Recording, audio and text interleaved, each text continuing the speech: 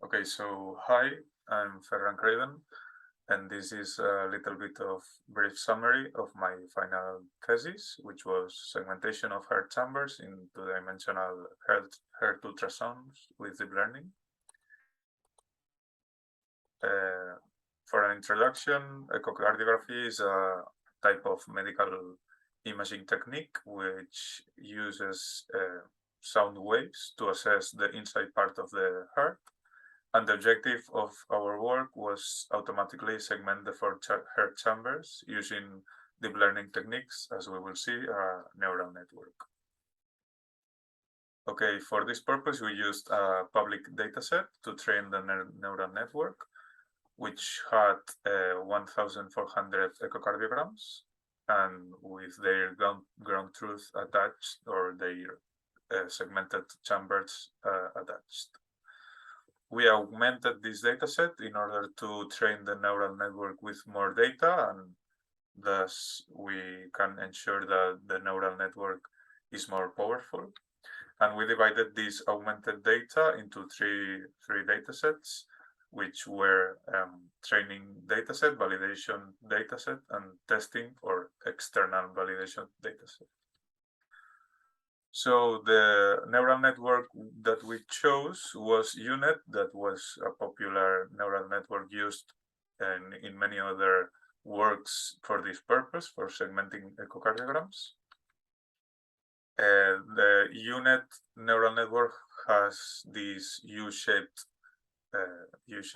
because that's because it is named UNet, and it used ReLU activation function and cross entropy loss function in order to optimize the training. The methodology that we used was optimizing in one way the hyperparameters, the main ones, because as we can see in this slide, there's a lot of hyperparameters. We fixed the less important ones, and we chose values for the most important ones that were optimizer, initial learning rate, and mini batch size. And then the other optimization way was the architecture optimization.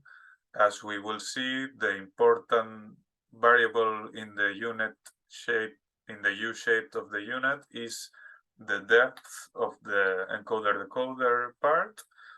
As we can see in this test image, the layers in between the input and the output are not so relevant. So we thought that we could skip this part and thus make the architecture more simple, and then optimize the training time, which is an interesting variable for doctors and hospitals to be fast in order to train the neural network and obtaining good results.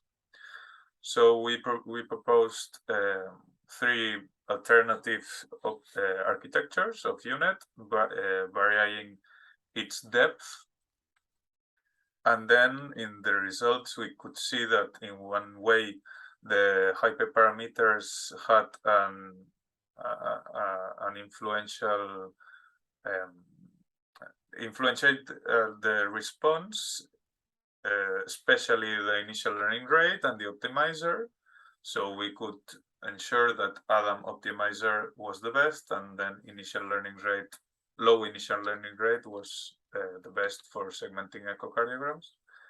And then for the architecture optimization, we saw that when we decreased the depth of UNet, we still were obtaining good results in depth 4 and 3. So, and the training time decreased a lot. So we could see that with depth 3, 4, and 5, the results on the accuracy were the same, almost the same, but the time decreased a lot. So we could thought that depth 3 in encoder-decoder depth in UNet was the best for all the classes that we assessed. We also, for validating these results, we tested the architecture on a blind dataset, an external dataset, which was not the testing dataset, and neither the training dataset. And we obtained more or less the same results, and we could ensure that with depth of 3, we could obtain even good results and decrease the training time a lot, which is a good thing for doctors and hospitals. So our conclusions of our work were the first one, obtaining annotated echocardiograms for training the neural network. We found EchoCan dataset, which was a public dataset. Then we chose the optimal neural network. As we saw, UNet was used a lot and was the best, so we used UNet. And then we optimized UNet for having the best results with the less training time. And we saw that with these characteristics, with these hyperparameters and encoder-decoder depth, we could obtain the best results with the less training time. So this would be all. Thank you very much for your attention.